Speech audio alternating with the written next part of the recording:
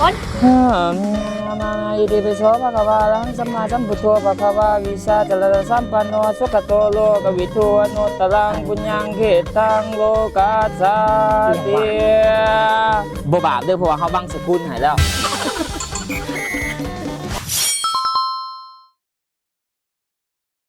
สบายดี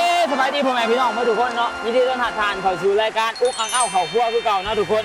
คือตอนนี้เขาเปลี่ยนสถานที่เห็นบ่มันจะมีแบบทุ่งหน้ามีเขาคือตอนนี้เขาอยู่ที่นครหลวงเวียงจันทร์นะทุกคนนำมาถ่ายกับสิว่าเน็ตไอดอลเก่าก็ว่าได้เนาะเก่าและรุ่นลุกเบิกแล้วทุกคน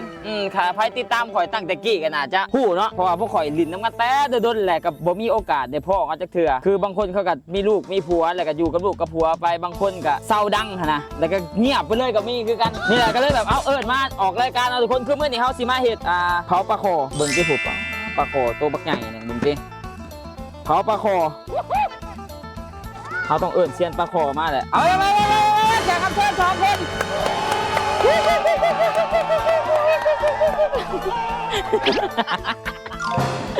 โอ้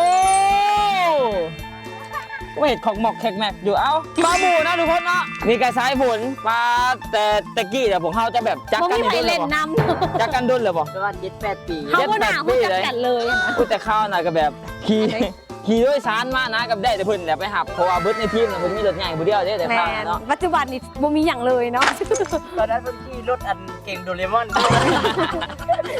ยัดคนเป็น10แต่บางคนน่ะเป็น10ได้ประดิษฐ์ได้ก็มีแต่เพิ่นมีรถได้แต่ข้าวน่ะก็ถือว่าไฮโซได้กันรวยผู้นึงนะอยู่เอียงนะแต่ข้าวน่ะใส่พุ่นก็ยังก็รู้จักบ่ว่า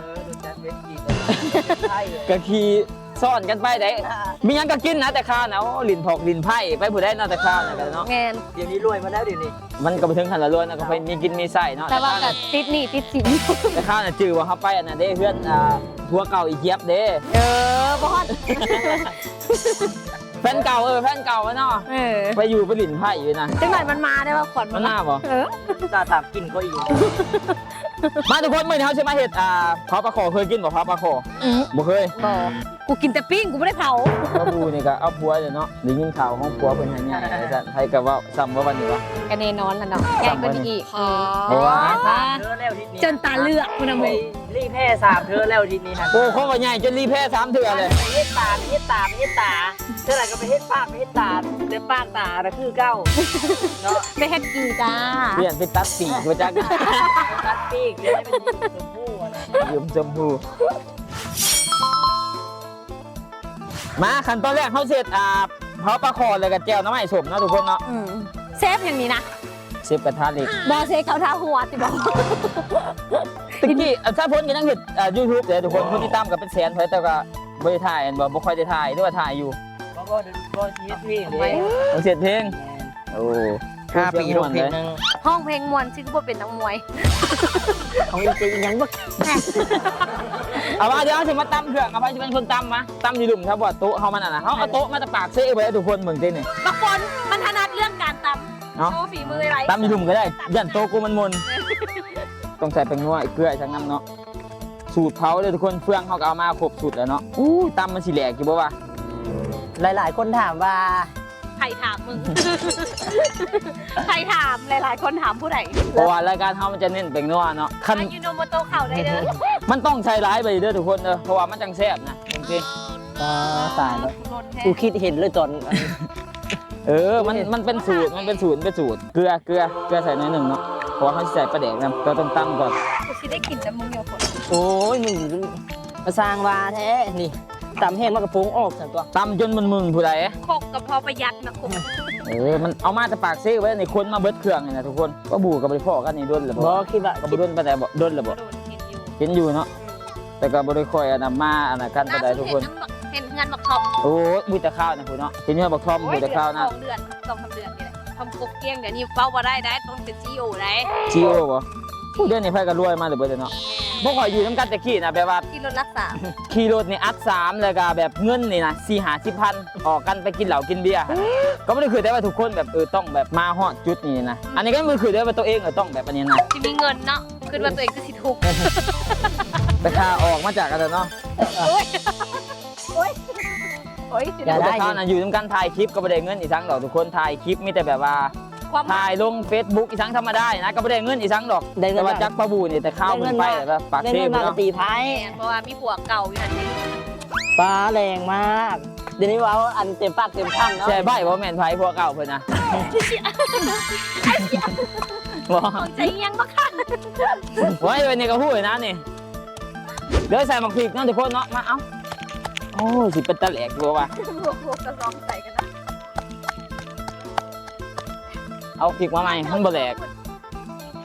ก็ไปเลยทุกคนเนาะเวลาเห็ดกินเขาก็เป็นแบบคันอยู่เพื่อนกับอันนี้เห็ดสะอาดเนี่ยได้นี่คันอยู่เพื่อนยังบ่ได้เห็ดปานนี้ได้นี่ปกตินี่แขกคำเชิญจะเห็ดให้กินได้ มันกับพวกนี้แหละ แต่ละเทื่อนะเหี้ยเอ้ยบ่ได้เพราะอันเว้ย เลี้ยวมาทางอื่นเลี้ยวมาทางอื่นก่อนเลี้ยวมาทางอื่นก่อนบ่เห็นบ่เป็นอย่างเนาะกินจะ ไปจะกินก็กินเด้อกูบอกกิน มันต้องใส่เกลือก่อนนะนี่ จะ ก่ บ อ อน กออกหมดมึงยิ้มใส่เน็ตเขาเสียดาย แล้วมันบ่เป็นอย่างเด้อเพราะว่ามันกินอันปุ๋ยธรรมชาติเนาะกินหมูกินควาย น้ำเดิมน้ำนี่ คือจังไรวะหมากินฉี่ยังบ่ตายวะนี่คือแล้วแล้วนี่เดี๋ยวเขาจะเอาปลาแดกใส่เด้อทุกคนเขาตำไปแล้วเรียบร้อยแล้วเนาะเดี๋ยวจะเอาปลาแดกมาใส่ไว้นี่ให้มันเป็นแบบเขาเอิ้นว่าน้ำมักมัน ประเด็กแม่บุญรักพอดีว่าผมก็ได้รีวิวนะ นั่นบ่ มึงก็ได้นะ แซ่บบ่ มึงก็ได้สินะ เพราะว่าส่วนร้ายจะรีวิวเป็นพวกเผ็ดพวกหลุดซุปเปอร์ค่ายทั้งไปหั่นนะ ไปให้คูโบต้าพุ่นนะบูคูโบต้ามา ไอ้ พู กูรีวิวเครื่องบินตา มาอันเอเชียได้พอจะทำนั้นแน่3,000บ่ 3,000 บาท โอ้ จ้าหลัก เอาเป็นว่า จ้าบ่ได้คือสมัยนี้นะจ๊ะบ่ได้กดคาโตเด้อ แม่นบ่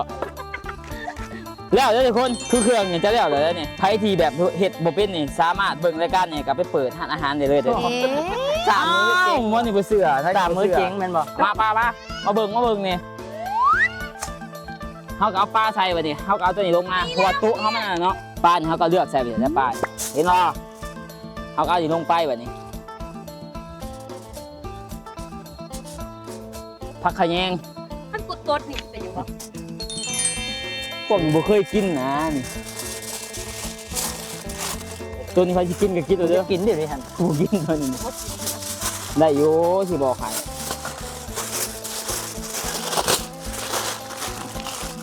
นี่คือแล้วได้นี่ กล้วยเลย นี่สิเป็นยังกับคุยวะสามารถเผาได้เลยเอาจับ เอาจังไหน เผาจะได้ กินยัดใส่ไฟบ่ทางใด ใส่2ตัวเลยซะตัวนี้ซุกบ่ว่า2ตัววะฮะเขาจะกินก็กินกูบ่กิน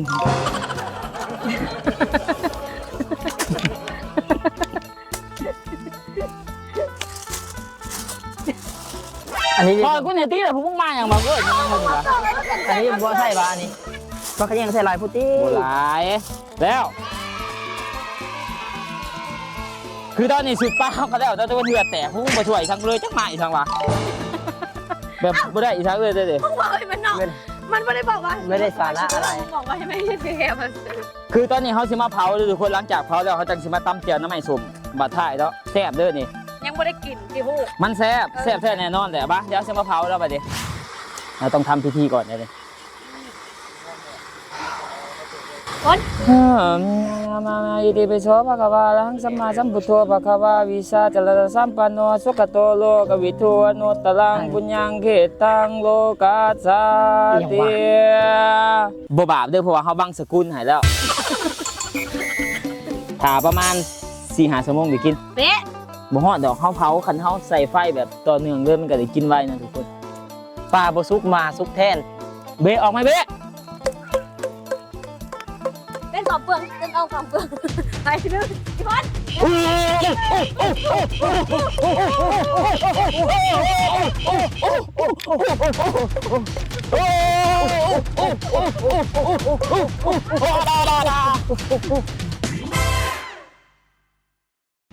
เดี๋ยวเพื่อบ่เป็นการเสียเวลาเนาะทุกคนเนาะเฮาสิมาตำแจ่วน้ำมันสมไว้ก่อนมันต้องมีแจ่วน้ำมันสมกินกับนะมันถึงแซ่บเอาอีกแล้วโต๊ะเฮานี่มันต้องตำได้แต่อยู่ดุ่มว่ะเจ้าสิติดใจนะอันนี้กินนะเพราะว่ากูเคยเปิดร้านเสริมสวยมาก่อนน้ำมันสมเขาก็ลงแล้วนี่ บ่คนอื่นเฮ็ดกูยังมีหวังอยู่เลย ฮะ ยังบิ๊กใหญ่เฮ็ดกูบ่มีหวังเลยเอ้า หาไหนว่าตัวเฮาหมักไปตะกี้อ่ะ หัดต้นคูนเลย บ่แถวเพื่อนผู้บ่าวอีเจี๊ยบหั่นน่ะ หันยังเฮ้ย ต้นเข่า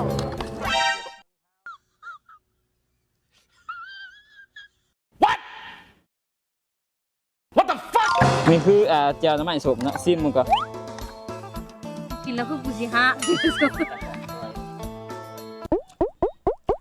ซิมก่อน No. มันกินได้อยู่เขากินกับปลาคอ ปลาบูเป็นเจ้าบ้านเขาต้องเก่งใจมันถ้ามันเป็นอันนั้น มันแซ่บอยู่โอ้ยแม่นสิบ่แซ่บ พี่เทียบอ่ะ มันกินได้อยู่ โอ้ยอีกกันหนึ่งได้อยู่ ตีปากเลยเนาะ แซ่บอยู่ แน่มันก็กินได้ยังว่า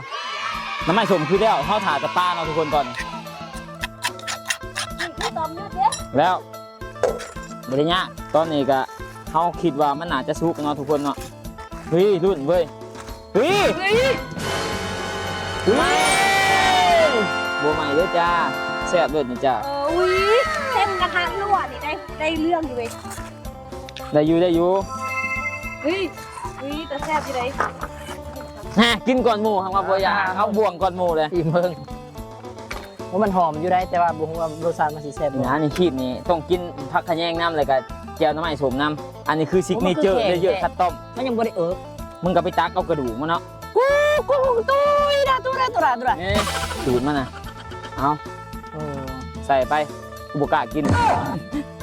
ได้อยู่กินด้วยลองเบิ้งชุบอยู่เนาะ ลูกอยู่เขาแบบ ไปจะได้ เอาตามความจริงที่มันจะบอกจักกัน แซ่บกว่าแซ่บไม่แซ่บกว่าไม่แซ่บ แบบจับกันก็คือแซ่บ แน่ อร่อย เอาไปจักกัน มาจับให้หมากิ กิ น นใช่ครับก็ไม่ต้ม แมนมันต้องกินกันน้ำไม่สมนะทุกคนเนาะ ได้ แน่ ได้อยู่เขาเปิดห้านได้อยู่ห้าน นี่ ไข่ เหรอ ห้านไข่หอยเฮ็ดแนวกินแซ่บขนาดนี้ไปเปิดห้านตีมวยเลย ผักขะแยงเนี่ยมันต้องกินกับแบบนี้เนาะมันจะได้กินผักขะแยงน้ำไม่สมก็ต้องตามไปด้วยทีหลัง เนี่ยพี่เอาไม้ส้มมาให้คุณเฮ้ย เนี่ย น้อยนึงเด้อ เบ๊ะมาเจ็บมาลองอีห่า ตุ้ยจ้า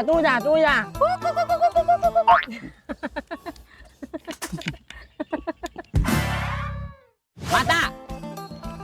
ตาถ่าแล้วเพราะว่าเวลาเห็ดกินแล้วนี่ตานี่ต้องได้เข่ามาถูกคลิปเนาะมาตามาเคยกินบ่แบบนี้ บ่เคยกินก็อันนี้ มันก็ต้องกินกับแบบนี้แซ่บเลยทุกคนเห็นบ่ว้ามึงบ่กินอันมึงลองขี่เบิ้ง อิ่มหลับเพี้ยนแมลงกูเจ็บท้อง บ่มีเจ็บท้องเบิ้งบางคนมันกินมึงกินเนี่ย ถ้าเป็นตายได้ไหมกูตายคนหมู่แม่ แซ่บปะตาไหนเนาะ